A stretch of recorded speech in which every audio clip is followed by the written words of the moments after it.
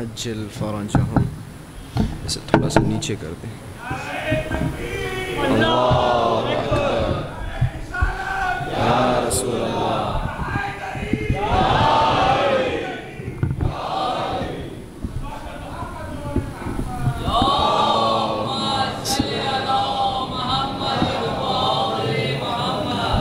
عجل فرجهم. رحم الله من قرأ الفاتحة. بسم الله الرحمن الرحيم. الحمد لله رب العالمين الرحمن الرحيم مالك يوم الدين إياك نعبد وإياك نستعين اهدنا الصراط المستقيم صراط الذين أنعمت عليهم غير المغضوب عليهم ولا الضالين.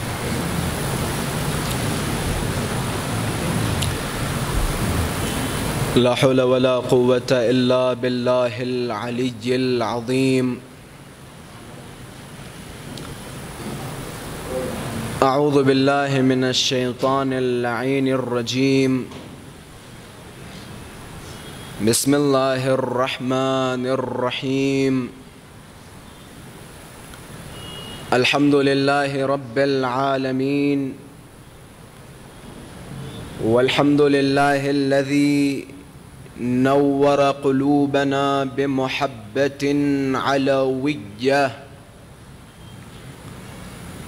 والحمد لله الذي جعلنا من المتمسكين بولاية المرتضوية والحمد لله الذي فرض مودته على العربية والعجمية وعلى مبلغ رسالاته الإلهية سيدنا ومولانا أبي القاسم مصطفى محمد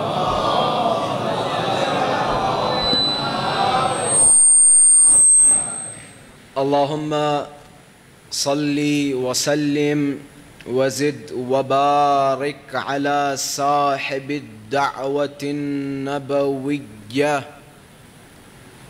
والسولة الحيدرية والعصمة الفاطمية والحلم الحسنية والشجاعة الحسينية والعبادة السجادية والمآثر الباقرية والآثار الجعفرية والعلوم الكاظمية والحجج الرضوية والجود التقوية والنقابة النقوية والهيبة العسكرية الغيبة الإلهية الحجة القائمية. اللهم صل على محمد وآل محمد. اللهم عجل لوليك الفرج والعافية والنصر وجعلنا من أعوانه وأنصاره. أما بعد فقد قال اللہ تبارک و تعالی فی محکم کتابہ ومتقن خطابہ بسم اللہ الرحمن الرحیم انا نحن نحیی الموتى ونكتب ما قدموا وآثارهم وكل شيء أحصيناه في إمام مبين صدق الله العلي العظيم.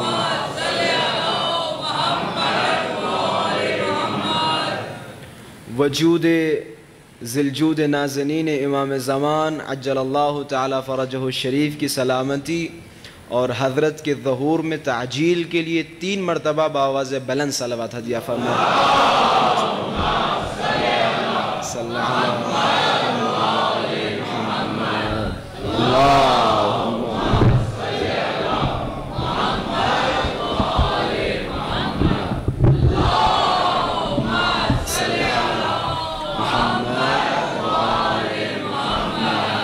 احسنتم جزاک اللہ.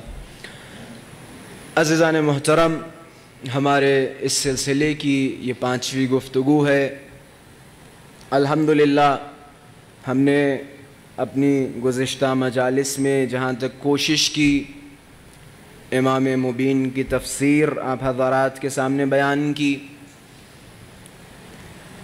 اس امام مبین میں عجیب و غریب فضائل و کمالات ہیں کہ جن کے بعض گوشوں کی طرف الحمدللہ خداوند متعال نے اپنی نعمت اور شرف سے نوازا کہ متوجہ ہو چکے ہیں. اس سے پہلے کہ میں امام مبین پہ اپنی گفتگو کا آغاز کروں، ایک بڑی خوبصورت حدیث، کیونکہ ایام عزائے حسینی ہیں اور ایام عزائے حسینی میں ہماری مجلس تب تک مکمل نہیں ہوتی جب تک امام حسین کا تذکرہ نہ ہو. ایک بڑی خوبصورت روایت ہے. یقیناً ہم سب ایک لو اور ایک آس لگا کے اس فرش عزا پہ آتے ہیں اور ہماری لو سب سے زیادہ ہمارے آقا ہمارے مولا امام حسین کی خدمت میں ہے. امام حسین سے ہماری آس بہت زیادہ ہے. امام حسین کے لیے ہماری دھڑکنیں بہت زیادہ ہیں. امام حسین کے لیے ہماری محبت بڑی زیادہ ہے. میں نے کل ایک روایت بیان کی تھی، شاید بعض افراد مجلس میں شامل نہیں تھے. حضرت کے خوبصورت الفاظ، حضرت فرماتے ہیں ان للحسین لمحبہ مکنون فی قلوب المؤمنین.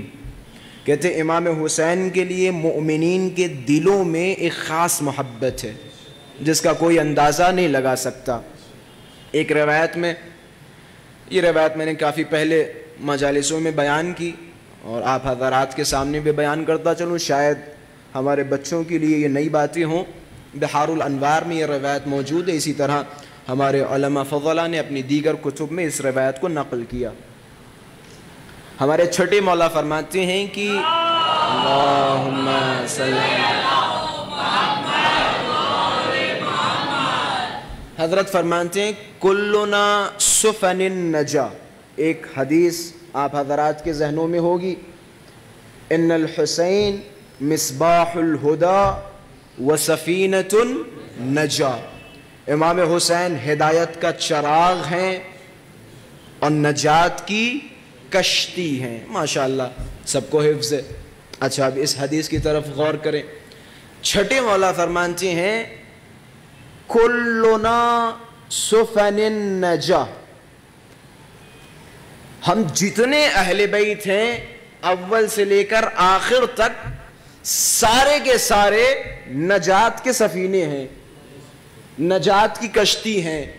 یعنی آپ ان 12 یا 14 ہستیوں میں سے کسی کا دامن پکڑو گے نجات پالو گے، کسی کا دامن پکڑو گے نجات پالو گے. اب دیکھیں میں اس حدیث کی تفسیر یقین جانے میرے بس میں نہیں ہے اس حدیث کی تفسیر کرنا، تو لہذا میں صرف ترجمہ بیان کروں گا، اپنے اپنے اعتبار سے آپ خود سمجھیے، غور و فکر کیجئے. چھٹے مولا کیا فرماتے ہیں کلنا سفن النجا ولیکن سفینۃ جدی الحسین اسرع.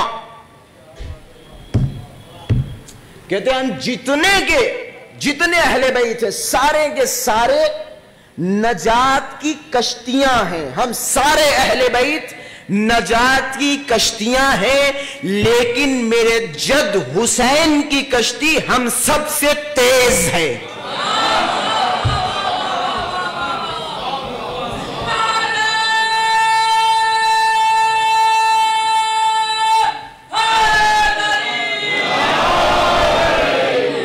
میں نے کہا تھا نا، میرے بس میں نہیں ہے جو میں اس حدیث کی تفسیر کروں، یقین جانے یہ عاجزانہ الفاظ ہیں، میرے بس میں نہیں ہے۔ حضرت کے جملے کہ ہم سارے کے سارے نجات کا سفینہ ہے، نجات کی کشتی ہے، لیکن میرے جد حسین کی کشتی ہم سب سے تیز ہے۔ اسرع، سرعت سے عربی کا لفظ تیز، ہم سب سے تیز ہے۔ اب آپ سوچیں کیا مقصد ہو سکتا ہے، کیا راز ہو سکتا ہے امام حسین کی اس عزا میں، امام حسین کی اس مقصد میں۔ عزاداران سید الشہداء جو امام حسین کی اس کشتی میں سوار ہوئے ہیں، یقیناً ان کی منزل مقصود بہت نزدیک ہے۔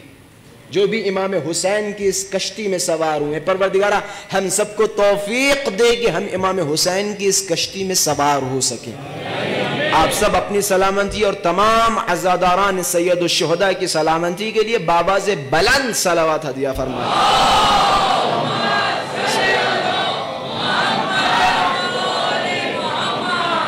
آپ حضرات سے گزشتہ مجالس میں اسی منبر سے وعدہ کیا گیا تھا کہ امیر المومنین کے بعض معجزات بیان کیے جائیں گے، اور اس میں بعض میں بھی اتنے خاص کہ میں نے کہا تھا کہ امیر المومنین کے ہاتھوں سے نکلے ہوئے معجزات بیان کیے جائیں گے۔ یاد ہے نا آپ حضرات کو؟ اچھا، میں نے شاید پہلی یا دوسری مجلس میں یہ الفاظ استعمال کیے تھے کہ بھیا زندگی بھر کسی نے ساتھ تو دیا نہیں، ممبروں نے ساتھ نہیں دیا، مسجدوں نے ساتھ نہیں دیا، مولویوں نے ساتھ نہیں دیا، بنی امیہ کے زمانے میں آپ جائیں کسی نے ساتھ نہیں دیا، صرف ایک قرآن تھی کہ جس نے جگہ جگہ ہمارا ساتھ دیا۔ خدا نے علی کے بعد فضائل و کمالات اس قرآن میں لکھ دیے، اور لکھنے کے بعد مہر لگا دی کہ اس میں نہ کوئی حرف زیادہ ہو سکتا ہے اور نہ کم ہو سکتا ہے، نہ کوئی زیادتی ہو سکتی ہے اور نہ ہی کوئی کمی ہو سکتی ہے۔ اب ہم سینہ تان کے مسلمانوں کی خدمت میں عرض کر سکتے ہیں کہ تم مسجدوں کو ویران کر سکتے ہو، ممبروں کو خراب کر سکتے ہو، عزاخانوں کو گرا سکتے ہو، دم ہو تو آؤ اس قرآن میں علی کی فضیلتیں موجود ہیں، اس قرآن کو ہٹا کے دکھاؤ، اس قرآن کو ہٹا کے دکھاؤ۔ وَكُلُّ مَنْ عَلَيْهَا فَانٍ، جو کچھ ہے سب کا سب برباد و تباہ و برباد ہو جائے گا، باقی کیا بچے گا؟ وجہ ربک ذو الجلال والاکرام، اللہ کا چہرہ باقی رہے گا، سب کچھ تباہ و فنا ہو جائے گا، اللہ کا چہرہ باقی رہے گا۔ اب میں مسلمانوں کی خدمت میں گزارش کروں گا، ذرا آئیں اور بتائیں اللہ کا چہرہ کون ہے؟ بھائی بتائیں اللہ کا چہرہ کیا ہے؟ علامہ امینی صاحب کی خدمت میں ایک صاحب گئے، اور جانے کے بعد علامہ امینی صاحب کی خدمت میں عرض کیا کہ علامہ صاحب ہم سب کچھ قبول کرتے ہیں، ہم بھی مانتے ہیں علی بڑے فضیلتیں رکھنے والی شخصیت تھی، علی کے بڑے فضائل و کمالات تھے، لیکن آپ کی یہ جو شیعہ، یہ جو مولا کے چاہنے والے ہیں، کہیں نہ کہیں مولا علی کی فضیلتوں میں زیادتی کرنے لگتے ہیں۔ علامہ امینی نے فرمایا کیسی زیادتیاں؟ کہ دیکھو یہ آپ کے شیعہ ممبروں پہ بیٹھ کے کہتے ہیں علی اللہ کا ہاتھ، علی اللہ کا چہرہ، علی کی آنکھیں اللہ کی آنکھیں، یہ کیسی باتیں ہیں؟ یہ کیسی باتیں ہیں؟ علامہ امینی صاحب نے فرمایا اچھا بھائی یہ تو عقیدہ ہمارا ہے، یہ تو عقیدہ ہمارا ہے کہ اگر آپ کا یہ عقیدہ ہے تو نہج البلاغہ سے دلیل دیجئے۔ کس سے کہہ رہے ہیں؟ علامہ امینی صاحب کی خدمت میں کہنے لگے نہج البلاغہ سے دلیل پیش کیجئے۔ کیا میں چھوڑو نہج البلاغہ، اگر میں خلیفہ دوم کی بات کروں تو خلیفہ دوم کی باتوں کو مانو گے کہ مانو گے کہ بے شک؟ اچھا یہاں میں جملہ کہتا چلوں، اب کسی میں جرأت ہو تو خلیفہ دوم کی بات کا انکار کر کے دکھائے، اما خلیفہ دوم کی باتوں کو ایسا مانا گیا، اگر انہوں نے کہہ دیا متع حرام تو ہم نے مان لیا، انہوں نے کہہ دیا الصلاۃ خیر من النوم تو ہم نے مان لیا۔ اب اگر ان کے منہ سے علی کی فضیلتیں سنیں تو آپ میں جرأت ہے جو اس کا انکار کر سکیں؟ علامہ امینی صاحب نے فرمایا کہ آؤ میں تمہیں بتاتا ہوں کہ خلیفہ دوم جب خلافت پہ بیٹھے، یہ قصہ ابو نعیم اصفہانی صاحب کتاب حلیۃ الاولیاء بیان فرماتے، اہل سنت، ہمارے برادران اہل سنت کے معتبر عالم دین ابو نعیم اصفہانی اپنی کتاب، یہ کتاب کے مالک صاحب حلیۃ الاولیاء، یہ بیان کرتے ہیں قصہ، کہتے خلیفہ دوم مسند خلافت پہ بیٹھے، اور بیٹھنے کے بعد ان کی خلافت کے بعد پہلا حج تھا، حج کرنے کے لیے تشریف لے گئے کہ جیسے ہی حج کے لیے پہنچے ایک آدمی دوڑتا ہوا خلیفہ دوم کے پاس پہنچا کہ کیا ہوا؟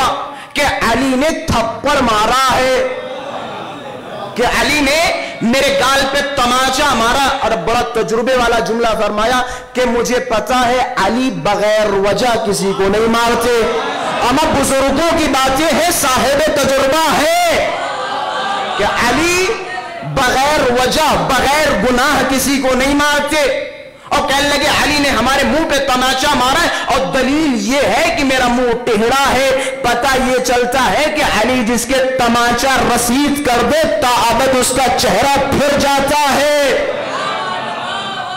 یہ دلیل یہ ہے۔ کہنے لگے کیا کریں کہ قضاوت کیجئے، کہ کیسی قضاوت؟ ہوا کیا تھا کہ میں حج کے بعد حجر اسود کے پاس گیا، پتھر کے پاس گیا، اب جب میں وہاں پہنچا تو وہاں ایک خوبصورت عورت کھڑی تھی جس کا ہاتھ اس پتھر کے اوپر رکھا تھا، اور میں نے بھی ان کے ہاتھ پہ اپنا ہاتھ رکھ دیا۔ پتہ یہ چلتا ہے کہ ایسے مزاج والے ہر دور میں تھے، ہر دور میں تھے کہ ان کے ہاتھ پہ ہم نے بھی اپنا ہاتھ رکھ دیا۔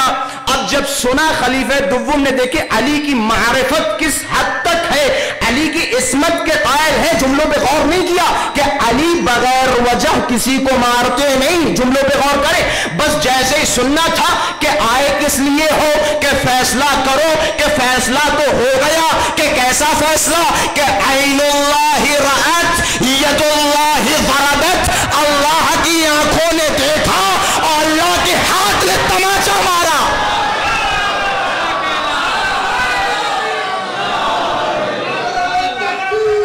اللہ اکبر، اللہ اکبر، اللہ اکبر، یا رسول اللہ، یا رسول اللہ، یا علی، یا علی، کیا میں فیصلہ تو ہو گیا؟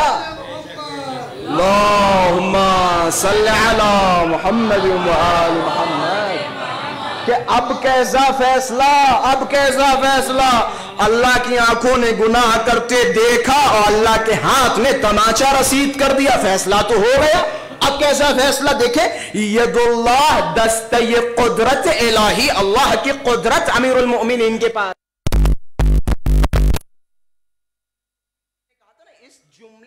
وَكُلَّ شَيْءٍ أَحْصَيْنَاهُ فِي إِمَامٍ مُبِينٍ، اس جملے میں بڑے راز پوشیدہ ہیں، بڑی حکمتیں پوشیدہ ہیں۔ میں نے کہا تھا نا علی کے ہاتھوں کا کمال، یقین جانے معجزات اتنے زیادہ ہیں، اتنے زیادہ ہیں، جس طرح سے یہ عشرے رکھے جا رہے ہیں، اس طرح سے اگر 50 100 200 اور عشرے رکھے جائیں تب بھی صرف و صرف امیر المومنین کے ایک اعضاء کے معجزات بیان نہیں کیے جا سکتے، ایک اعضاء کے معجزات بیان نہیں کیے جا سکتے۔ امیر المومنین کے ہاتھ کا کمال دیکھیں گے، کیا کمال ہے امیر المومنین کے ہاتھ کا؟ امیر المومنین کے ہاتھ کا کمال بتا رہا ہوں، اور میں ابھی جس کتاب کا نام لیا اور جس مصنف و مؤرخ کا نام لیا ماشاءاللہ سے بخوبی جان رہے ہیں آپ حضرات۔ آپ میں سے بہت سارے ایسے ہیں جو ماشاءاللہ سے نجف اشرف کی زیارت سے مشرف ہو چکے ہیں، اور وہ افراد جو نجف اشرف کی زیارت سے محروم ہیں پروردگارہ انہیں جلد سے جلد امیر المؤمنین کے روضے میں پہنچا۔ اچھا، جب آپ امیر المؤمنین کے روضے میں جائیں گے تو چاروں طرف کچھ اشعار لکھے ہوئے ہیں یا نہیں؟ کچھ اشعار لکھے ہوئے ہیں، انہی اشعار میں سے ایک شعر ابن ابی الحدید معتزلی صاحب کا لکھا ہوا ہے، اہل سنت کے ایک بڑے عالم دین جنہوں نے نہج البلاغہ کی شرح لکھی، ابن ابی الحدید معتزلی، انہوں نے کچھ اشعار، ان کے کچھ اشعار مولا علی کے حرم میں لکھائے گئے، دیوار پہ چاروں طرف اشعار لکھے ہوئے، ان میں سے ایک شعر ابن ابی الحدید معتزلی کا، بعض بیان کرتے ہیں کہ 40 شعر لکھے ہوئے ابن ابی الحدید معتزلی کے۔ اچھا، ان میں سے ایک شعر بڑا خوبصورت ہے جو ہمارے موضوع سے بھی ملتا ہے، ان میں سے ایک شعر یہ ہے جس شعر کا خلاصہ یہ ہے کہ وہ خیبر کا دروازہ کہ جسے ہلانے کے لیے 40 یا 40 سے زائد لوگ استعمال کیے جاتے تھے، علی کے ہاتھوں کا کمال یہ تھا کہ علی نے اس دروازے کو اکھاڑا اور پھینک دیا۔ یہ شعر کا ترجمہ خلاصتاً آپ کی خدمت میں عرض کر دیا۔ اچھا، اس میں راز تو بہت سارے راز ہیں، یہ جو دروازہ اکھاڑ کے پھینکنا۔ اچھا، بعض افراد یہ بھی ہمارے معاشرے میں پتہ نہیں کیا ہو گیا، ایک ہم نے سوچ بنا رکھی کہ بھائی بس بہت ہو گیا خیبر و خندق، بس کریں خیبر و خندق، لوگوں کو کام کی باتیں بتائیں۔ میں نے ایک صاحب سے کہا، میں نے کہا اچھا ٹھیک ہے، اسلام سے خیبر نکال دو، دیکھیں بچے گا کیا، خندق نکال کے دیکھو بچے گا کیا۔ اما ان جنگوں کی وجہ سے اسلام کو روحیت ملی ہے، ان جنگوں کی وجہ سے اسلام کو زندگی ملی، اور آپ کہہ رہے ہیں کہ بس کرو یہ جنگیں۔ عجیب باتیں ہیں آپ کی۔ خلاصہ، اب میں دست قدرت علی کا اندازہ لگانا چاہ رہا ہوں۔ دیکھیں علی کے ہاتھ کا اعجاز کیا ہے۔ کہتے ہیں یوم خیبر، قلعہ خیبر کے پاس لشکر امیر المؤمنین پہنچا۔ اب جب دیکھا بہت بڑا سا دروازہ لگا ہوا ہے، امیر المؤمنین نے اس دروازے کو اٹھا کے پھینک دیا۔ میں نے یہاں تک پڑھا ہے، بعض روایتوں میں مستند باتیں آپ حضرات کے سامنے پیش کر رہا ہوں۔ نہ صرف یہ کہ امیر المؤمنین نے اس دروازے کو اکھاڑ کے خندق کے اوپر ڈال دیا، پل بنا دیا، لوگ اس کے اوپر سے گزر کے قلعہ خیبر میں گئے، بلکہ روایتوں کے الفاظ موجود ہیں کہ امیر المؤمنین نے اتنے وزنی دروازے کو اٹھا کے ڈھال بنا کے جنگ لڑی ہے۔ یقین جانے کہ اسے ڈھال بنا کے جنگ لڑی ہے یوم خیبر۔ اچھا، یہ دیکھیں راز کی بات میں ایک راز کی طرف اشارہ کر رہا ہوں، امیر المؤمنین کے ہاتھوں کا اعجاز، قدرت، طاقت۔ قلعہ خیبر فتح ہو گیا، مرحب کی بہن کو اسیر کر لیا گیا۔ اب جب رسول اللہ کی خدمت میں پیش کیا گیا، رسول اللہ نے اس کے چہرے کی طرف دیکھا کہ یہ چہرے پہ کیا ہوا، یہ چہرے پہ نشان کیسا۔ رسول اللہ نے تمام سپاہیوں کو جمع کیا کہ ہم نے تو اجازت نہیں دی اسیروں کے ساتھ ایسا برتاؤ کرنے کی۔ بھائی مسلمانوں کا کچھ قاعدے ہیں جنگوں کے، ان قواعد میں سے ایک قاعدہ یہ ہے کہ اسیروں کو آپ پریشان نہیں کر سکتے، اسیروں پہ آپ اذیتیں نہیں ڈھا سکتے۔ پھر اس کے چہرے پہ نشان کیسا؟ عجب نہیں، مرحب کی بہن خود گویا ہوئی، رسول اللہ کے سامنے کھڑی ہوئی اور کہنے لگی یا رسول اللہ، آپ کے اصحاب نے یہ بے احترامی نہیں کی؟ کہ پھر ہوا کیا کہ جب امیر المؤمنین خیبر کے دروازے پہ پہنچے، قلعہ خیبر کے دروازے پہ پہنچے، میں اپنے تخت پہ بیٹھی ہوئی تھی، اب جیسے ہی علی نے اس دروازے کو اکھاڑا، پورا قلعہ خیبر ہلنے لگا، میں اپنے تخت سے زمین پہ گر گئی۔ جملہ اس کے بعد ہے، بس جیسے ہی یہ کہنا تھا، رسول اللہ کے چہرے پہ مسکراہٹ کہ تم نے غور نہیں کیا، تم یہ سمجھ رہی ہو کہ جب علی نے وہ دروازہ اکھاڑا تو تمہارا قلعہ ہل گیا، کہ نہیں، ایسا نہیں، کہ جب علی نے دروازہ اکھاڑا نہ صرف یہ کہ تمہارا قلعہ ہلا، بلکہ ساتوں زمین ہلنے لگی، ساتوں آسمان ہلنے لگے۔ کہ جب علی نے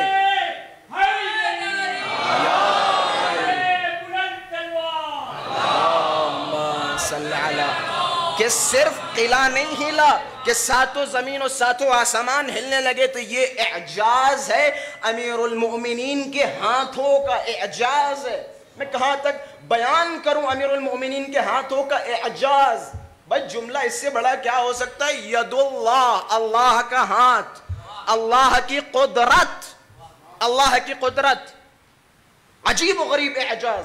جرد ابن قیس کا نام سنا ہے؟ یہ بہت بڑا منافق تھا، ایک نمبر کا منافق، بہت بڑا منافق۔ رسول اللہ تبلیغ کے دوران رسول اللہ کے پاس ایک دن پہنچا اور دیکھا، اپنے اصحاب کے پاس آیا اور آنے کے بعد کہنے لگا ہم دیکھ رہے ہو رسول اللہ کتنے بڑے جادوگر ہیں، کہ بہت بڑے جادوگر ہیں، معاذ اللہ معاذ اللہ، کہ ایک سے ایک روز نئے نئے جادو دکھاتے ہیں، اور کہ دیکھو یہ آج کل ایک شاگرد بھی پیدا کر رہے ہیں، ہر جگہ اپنے ساتھ علی کو لے جا رہے ہیں، لیکن علی نے ابھی اس حد تک جادو نہیں سیکھا، تو کریں تو کیا کریں کہ ایسا کرو علی کو مار دو۔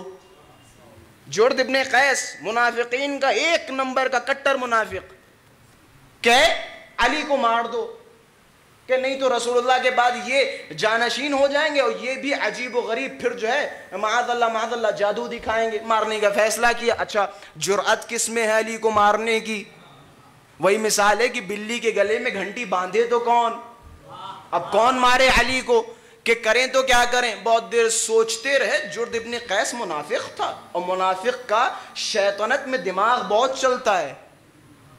جرد ابن قیس نے فیصلہ کیا کہ ایسا کرتے ہیں، علی کو اور رسول اللہ کو دعوت پہ بلاتے ہیں اور ایک دیوار کھڑی کرتے ہیں موٹی سی اور لمبی سی، اور کچھ ڈنڈا بردار لوگوں کو دیوار کے پیچھے کھڑا کر دیں گے، اور جیسے یہ لوگ کھانا کھانے لگیں گے ہم اس دیوار کو ہلا دیں گے اور وہ دیوار ان کے اوپر گر جائے گی، قصہ ختم۔ یہ دیکھیں جال سازی ہو رہی ہے۔ مولا امیر کی خدمت میں پہنچے، جا کس کی خدمت میں رہے؟ امام مبین کی خدمت میں پہنچے۔ مولا نے کہا ٹھیک ہے، ہمیں تمہاری دعوت منظور ہے، کہ سلمان قمبر بودر آ جاؤ، دعوت آئی ہے۔ پہنچ گئے دعوت پہ، کھانے کے لیے سفرے پہ بیٹھ گئے۔ اب جیسے ہی سفرے پہ بیٹھے، ایک طرف رسول اللہ تشریف فرمائے، ایک طرف سلمان بودر قمبر، بیچ میں امیر المؤمنین۔ اب اس نے اشارہ کیا کہ دیوار گرا دو۔ اب انہوں نے جو ڈنڈا بردار پیچھے کھڑے تھے انہوں نے دیوار ہلانا شروع کی۔ امیر المؤمنین علیہ السلام کو احساس ہوا کہ پیچھے سے دیوار ان کے اوپر آ رہی۔ روایت کے الفاظ ہیں کہ ایک سیدھے ہاتھ میں حضرت کے لقمہ تھا، الٹے ہاتھ سے حضرت نے دیوار پہ اشارہ کیا، دیوار وہیں رک گئی۔ بھائی جملوں پہ غور کیجئے گا، فضائل آل محمد بیان کیے جا رہے ہیں، کسی خطیب کی خطابت یا ذاکر کے الفاظ نہیں، روایتوں کے الفاظ ہے کہ ایک ہاتھ میں علی کے لقمہ ہے اور ایک ہاتھ سے اس دیوار کو روک لیا، اور دیوار کو روکنے کے بعد اپنے اصحاب کی طرف اشارہ کرتے ہوئے فرمایا کھولو بسم اللہ، کھاؤ بسم اللہ۔ کیا ہوا کہ بسم اللہ کھاؤ، کیا ہوا؟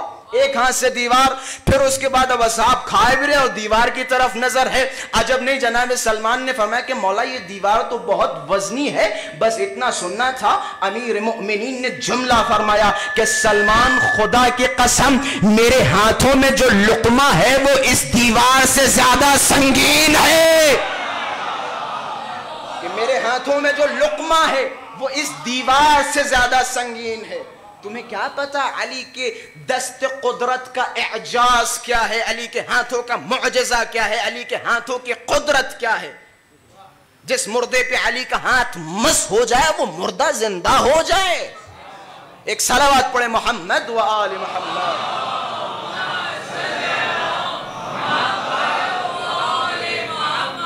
میں نے جملہ کہا تھا، علی کے ہاتھوں کا اعجاز، علی کی آنکھوں کا اعجاز، علی کے جسم کا اعجاز، علی کے بالوں کا اعجاز۔ یقین جانیں روایتوں میں عجیب و غریب معجزات حضرات معصومین کے حوالے سے بیان کیے گئے، اور میں نے میرے خیال سے دوسری یا تیسری مجلس میں جملہ کہا تھا، اگر آپ حضرات کے ذہنوں میں ہو، معجزات تب تک دکھایا نہیں جا سکتا جب تک علم نہ ہو۔ علم کی بنیاد پہ معجزہ ہوتا ہے۔ غور فرمائے، علم کی بنیاد پہ اگر علم ہوگا تو صاحب معجزہ ہو سکتا ہے، اس ٹائپ کا اور اس طرح کا علم ہو تب۔ اما جس کے پاس کتاب الہی کا علم ہو، جو امام مبین ہو، اور ایسا امام مبین کہ جس میں خداوند متعال نے تمام اشیاء کو احصا کر دیا ہو، یقیناً وہ ہر چیز پہ قادر ہے، ہر چیز پہ قادر ہے۔ یہ امیر المؤمنین کا اعجاز ہے، معجزہ۔ معجزہ کہتے کسے؟ معجزہ جو سامنے والوں کو حیران کر دے، اسے کہتے ہیں معجزہ۔ اب اگر حیران ہو جائیں اور کہنے لگیں کہ بھئی یہ باتیں سمجھ میں نہیں آ رہی، اگر سمجھ میں آنے لگی تو پھر معجزہ کیسا؟ بھئی اگر سمجھ میں آنے لگی تو معجزہ کیسا؟ بھئی ہمارا عقیدہ ہے یعنی کہ نام علی لو مشکلیں آسان ہو جاتی ہیں، ہے یہ نہیں؟ نام علی لو مشکلیں آسان ہو جاتی ہیں. اچھا یہ سارے موضوعات جو ہماری ماؤں نے ہمیں لوریوں میں سکھائے اور سمجھائے، جب ہم بڑے ہوتے ہیں کتابوں میں پڑھتے ہیں پھر ہمیں اندازہ لگتا ہے کہ جو ماؤں نے سکھائے وہی اصلی عقائد تھے. یقین جانے، یقین جانے، یقین جانے. ہم جب ذرہ ذرہ سے ہوتے ہیں 2 سال کے 1 سال کے، اور اگر ہمیں ذرا سی ٹھوکر لگتی ہے تو ہمارے منہ سے سب سے پہلا جملہ کیا نکلتا ہے؟ یا علی یا علی یا علی یا علی، جگہ جگہ. کیونکہ ہمیں پتہ ہے کہ اس یا علی کا اثر کیا ہے، اس نام میں اثر کیا ہے.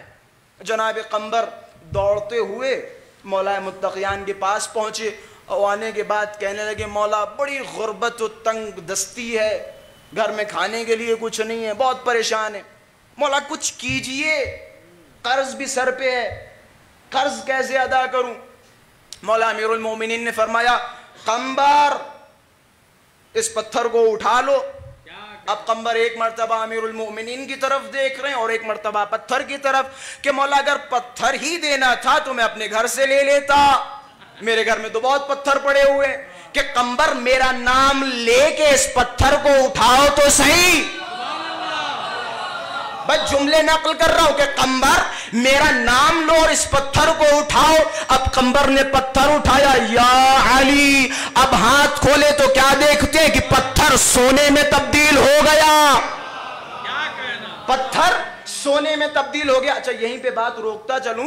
جب امیر المومنین نے فرمایا قمبر پتھر اٹھاؤ اور قمبر اس پتھر کو نہیں اٹھا رہے تھے، کاش ہم وہاں ہوتے تو امامہ قبا اور ردا سب کچھ بچھا کے مولا کے گھر میں جتنے پتھر تھے سب اٹھا لیتے، سب اٹھا لیتے کہ سب اٹھا لیتے. بھائی مولا کے دروازے کا پتھر، مولا کے دروازے کا پتھر. اب جب قمبر نے اس پتھر کو ہاتھ میں لیا، اب دیکھیں یہ قمبر ہیں، یہ قمبر ہیں، ہاتھوں میں اس سونے کو لیا. عجب نہیں، مولا کی طرف خطاب کیا کہ مولا مجھے جس قدر ضرورت ہے یہ سونا میری ضرورت سے زیادہ ہے. قربان جاؤں قمبر کی معرفت پہ. ایسے ہی نہیں اہل بیت کے دروازے کے خادم بنائے جاتے ہیں.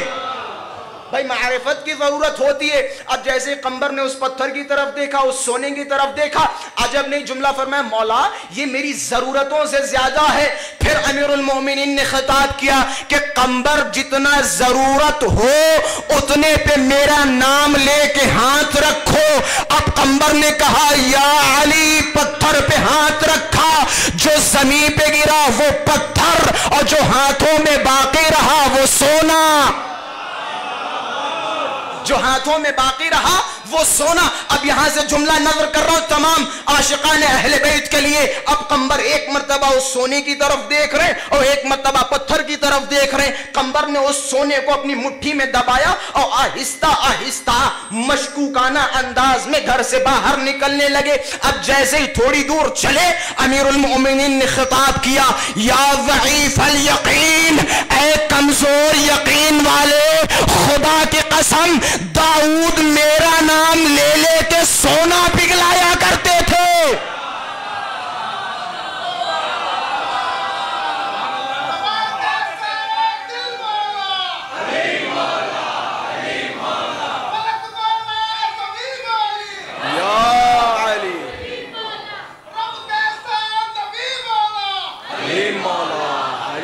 سب مل کے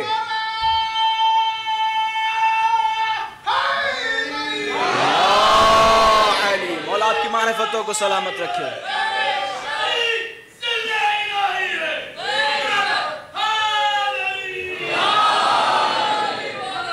کہ اے ضعیف یقین رکھنے والے،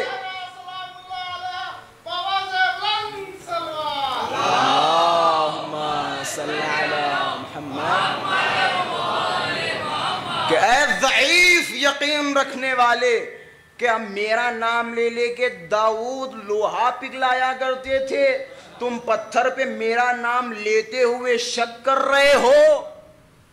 کہ یہ علی کے نام کا کمال ہے، اعجاز ہے. خدا کی قسم محو ہو جائے انسان اگر فضائل اہل بیت پڑھے، فضائل اہل بیت دیکھے. یہ نورانی شخصیتیں، یہ آسمانی مکین ہے. خداوند متعال نے ہماری ہدایت کے لیے اس خاکی دنیا میں بھیجا. واللہ ان کی جگہ یہ نہیں ہے، ان کی جگہ آسمانی ہے، وہ آسمانی رہنے والے ہیں.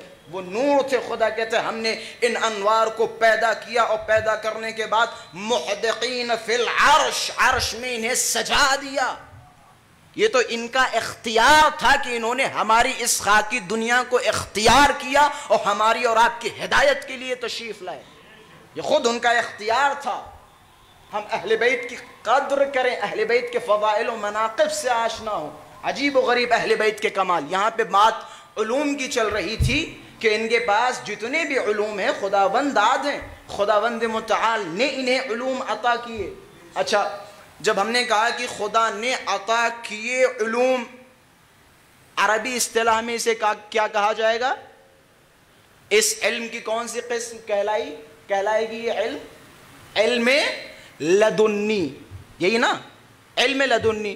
علم لدنی کسے کہتے ہیں؟ علم لدنی وہ علم جو خدا کی طرف سے دیا گیا ہو. یہی ہے نا. قرآن کی آیت بھی موجود ہے جناب خضر کے حوالے سے.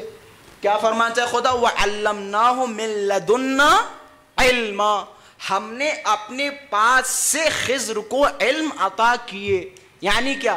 یعنی خضر کسی مدرسے میں پڑھنے نہیں گئے، خضر کسی معلم کے پاس نہیں گئے، خضر کسی ٹیچر کے پاس نہیں گئے. اسے کہا جاتا ہے علوم لدنی، علم لدنی، جو مستقیم خدا داد علوم ہوں.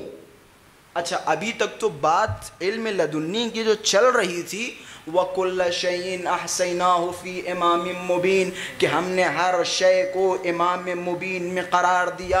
ہم نے علوم لدنی کو امام مبین میں قرار دیے. ابھی تک تو یہ معصومین کی بات چل رہی تھی. لیکن اگر آپ غور کریں، اہل بیت کے فرزند اور اہل بیت کے اہل خانہ کے پاس بھی کہیں نہ کہیں علوم لدنی موجود تھے. بھائی میری باتوں کو برداشت کریں گے؟ جناب زینب سلام اللہ علیہا کے بارے میں کیا خیال ہے؟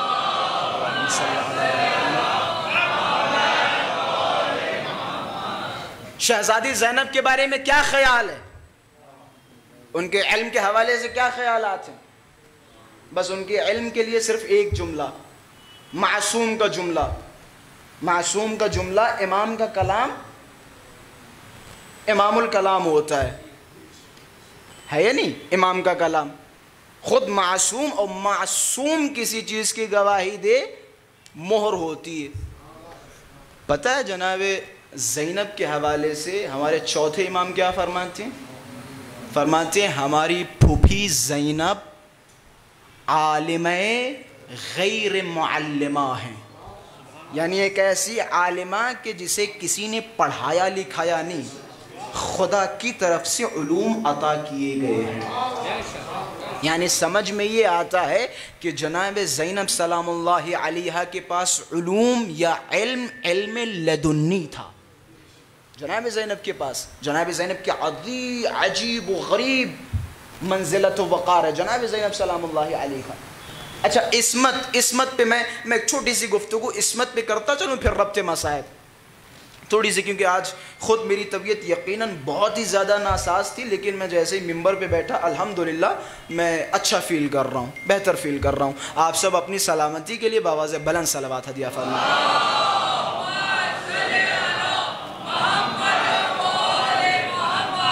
جناب زینب کی عصمت کے حوالے سے کیا خیال ہے؟ وہ ڈسکس کرتے ہیں عصمت کبریٰ، عصمت صغریٰ، فرسٹ لیول کی عصمت اور سیکنڈ لیول کی عصمت. یہ ساری ٹاپک ہمارے درمیان ڈسکس کی جاتی ہیں. خیر، مجھے اس سے مطلب نہیں ہے کہ کس کیٹیگری میں کس کی عصمت ہے، اس سے مجھے مطلب نہیں ہے. ہاں یہ ضرور کہا جائے گا کہ 14 معصومین کی عصمت الگ ہے، 14 معصومین کی عصمت الگ ہے، جدا ہے. لیکن جناب زینب کے پاس جو عصمت تھی، یہ عصمت تھی کیسے؟ میں کیونکہ لمبی بحث ہے، میں لمبی بحث کو مختصر کرتا چلوں کہ عصمت کو پہچاننے کا طریقہ کیا ہے. عصمت کو پہچاننے کا طریقہ کیا ہے کہ جس کے اندر جتنا زیادہ صبر ہوگا اس کی عصمت اتنی ہی زیادہ مضبوط ہوگی.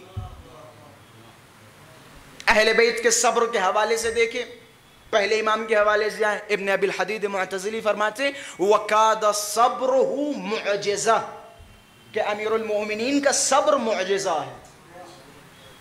علی کا صبر نہیں، معجزہ ہے. ظاہر سی بات ہے جب اتنے بڑے صابر ہیں، اصبر الصابرین، تو ظاہر سی بات ہے اس کی عصمت کا درجہ بھی بلند ہوگا. چلیں اہل بیت کی بات چھوڑے، انبیاء کا مسئلہ دیکھتے ہیں. جناب موسیٰ قرآنی باتیں کر رہا ہوں. جناب موسیٰ مصر گئے، کسی نے جناب موسیٰ سے بدتمیزی کی، جناب موسیٰ پہ غیظ طاری ہوا، فوکز موسیٰ فقضى علیہ، جناب موسیٰ نے کس کے گھوسا مارا، وہیں پہ گرا اور مر گیا.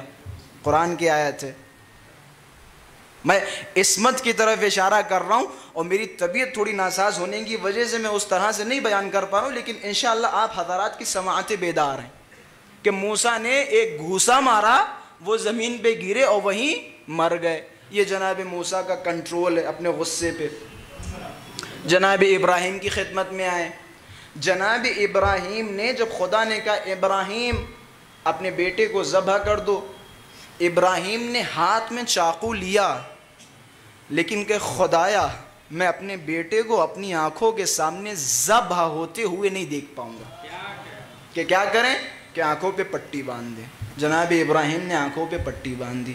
میں کوئی خاص مقابلہ نہیں کر رہا ہوں، بس اشارہ کر رہا ہوں. آپ حضرات کی سماعتوں کو سلام بھیجوں گا، اشارہ کر رہا ہوں صرف. یہ تھی کس کی عصمت؟ جناب موسیٰ کی. اور وہ کس کی عصمت تھی؟ جناب ابراہیم کی. ان دونوں کا صبر دیکھیں کہ جناب موسیٰ کو غصہ آیا تو ایک گھوسا مارا، وہ مر گیا. جناب ابراہیم کے سامنے جب اپنا جواں بیٹا آیا تو جناب ابراہیم نے آنکھوں پہ پٹی باندھی. اب آتے ہیں جناب زینب کبریٰ کے پاس. یزید کا دربار ہے.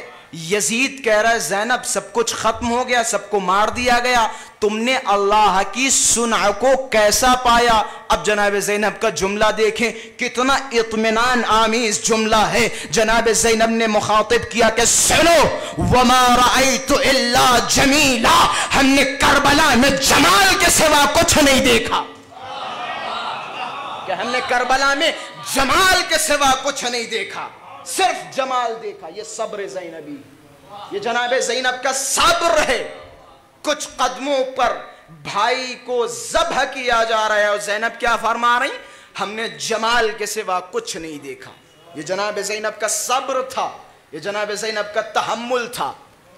جناب زینب کا صبر دیکھنا ہے، جناب زینب کا تحمل دیکھنا ہے. روز عاشوراء میں نے کہا تھا نا، کچھ کربلا میں ایسے افراد تھے جنہوں نے اپنی نسلوں کو اپنے آقا اپنے مولا حسین پہ قربان کر دیا. ان میں سے ایک جناب مسلم ابن عقیل ہیں کہ جنہوں نے پوری نسل امام حسین پہ قربان کر دی. اور دوسری شخصیت جناب زینب کبریٰ ہیں کہ جنہوں نے اپنے دونوں بیٹوں کو روز عاشوراء حسین پہ قربان کر دیا. سلام ہو کربلا کی ماؤں پر. پتہ نہیں کربلا کی ماؤں کا کتنا سخت جگر تھا، کتنی صابرہ تھیں. روز عاشوراء جناب زینب سلام اللہ علیہا اون محمد کو اپنے پاس بلا رہی. روایتوں کے الفاظ ہیں کہتے کبھی آنکھوں میں سورما لگا رہی، کبھی بالوں کو سوار رہی، اور اپنے بچوں سے کہہ رہی بچوں جاؤ ماموں کے پاس جاؤ، ماموں سے اجازت لو، لڑنے جاؤ. تمہیں نہیں نظر آتا ماموں کی جان خطرے میں ہے کہ بچوں جاؤ ماموں کی حفاظت کرو. یہ ماں ہے جو اپنے بچے کو آمادہ کر رہی. عجب نہیں جب جناب اون محمد بار بار امام حسین کے پاس جا رہے ہیں اور امام حسین جیسے ہی وہ معصوم چہروں کو دیکھتے تھے فوراً کہتے تھے کہ تم ابھی لڑائی کے لائق نہیں ہو، تم جاؤ خیموں میں بیٹھو. لڑنے کے لیے عباس ہے، اکبر ہے، قاسم ہے، تمہیں لڑنے کی ضرورت نہیں. روایتوں کے الفاظ ہیں کہ جب جناب اون محمد اپنی ماں زینب کبریٰ کے پاس پہنچے اور فرمایا اماں میں ماموں کے پاس بار بار جا رہا ہوں لیکن ماموں اجازت نہیں دے رہے. عجب نہیں جناب زینب نے ایک جملہ فرمایا کہ بیٹے جاؤ اجازت لے کے آؤ ورنہ میں اپنا دودھ نہیں بخشوں گی، کہ میں اپنا دودھ نہیں بخشوں گی۔ میں کربلا کے کچھ لمحات بیان کرنے سے پہلے 28 رجب میں لے کے چلتا ہوں۔ جب یہ قافلہ مدینے سے روانہ ہوا، جناب زینب کبریٰ کو خبر ملی کہ حسین مدینہ چھوڑ رہے ہیں۔ جناب زینب کبریٰ دوڑتی ہوئی امام حسین کے پاس آئی اور آنے کے بعد ہاتھوں کو جوڑا کہ بھیا آپ مدینہ چھوڑ رہے ہیں اور زینب کو تنہا چھوڑ رہے ہیں۔ بس اتنا سننا تھا۔ امام حسین نے جملہ فرمایا کہ زینب تم پہ شوہریت کے کچھ حقوق ہیں، پہلے جاؤ عبداللہ سے اجازت لو، اگر عبداللہ تمہیں اجازت دے دے تو میرے قافلے میں شریک ہو جاؤ۔ روایتوں کے الفاظ ہیں جناب عبداللہ کے پاس پہنچی تو آپ کو یاد ہے نا جب امیر المؤمنین نے جناب زینب کا نکاح کیا تھا تو ایک جملہ کہا تھا کہ ایک دن جب میرا بیٹا حسین مدینہ چھوڑے تو زینب کو بھائی سے جدا مت کرنا، کہ زینب کو بھائی سے جدا مت کرنا۔ بس آپ رو لیے، آپ نے تحمل کر لیا۔ بس کچھ الفاظ آپ کی خدمت میں۔ جناب زینب جب عبداللہ کی خدمت میں پہنچی ایک جملہ فرمایا کہ عبداللہ تم تو جانتی ہو نا کہ میں اپنے بھائی سے کتنا پیار کرتی ہوں، عبداللہ اگر تم نے مجھے میرے بھائی سے جدا کر دیا تو یہ زینب مر جائے گی، کہ یہ زینب مر جائے گی۔ اب دیکھیں جناب عبداللہ نے جناب زینب کو اجازت دی۔ اب جیسے ہی جناب زینب کو اجازت ملی دوڑتی ہوئی امام حسین کے قافلے میں پہنچی، امام حسین کی خدمت میں سلام پیش کیا۔ جیسے ہی حسین کا قافلہ مدینے سے روانہ ہوا کیا دیکھتے ہیں کہ عبداللہ عصے کا سہارا لیتے ہوئے دو ننھے ننھے بچوں کو ہاتھوں میں پکڑے ہیں زینب کی خدمت میں آتے ہیں، شہزادی مجھے معاف کر دے، میں بیمار ہوں، مریض ہوں، میں لڑ نہیں سکتا، لیکن یہ لو میرے دو ننھے ننھے بچے، جب حسین پہ وقت آئے تو حسین کے بچوں سے پہلے میرے بچوں کو حسین پہ قربان کر دینا۔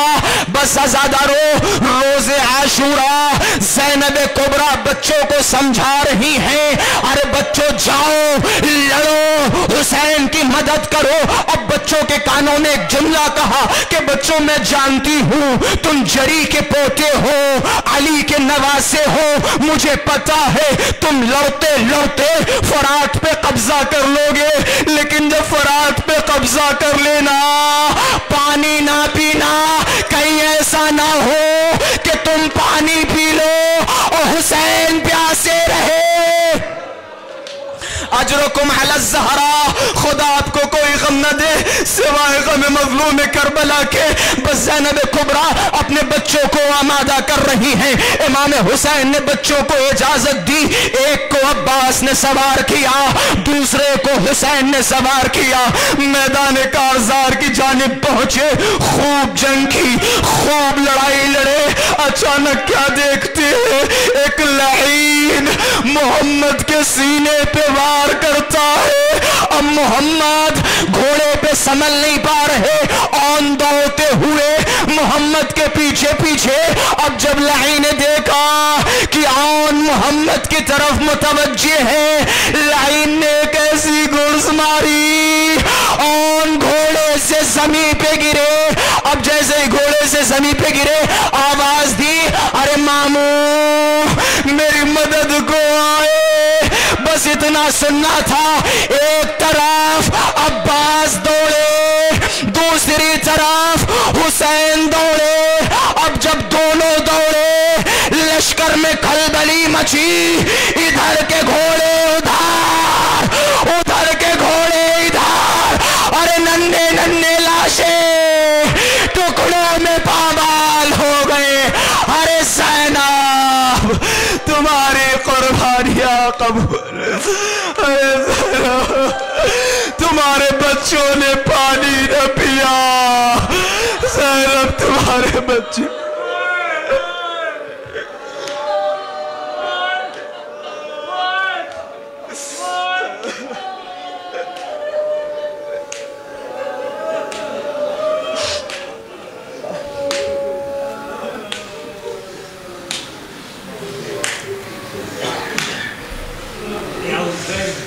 حسین ماتم حسین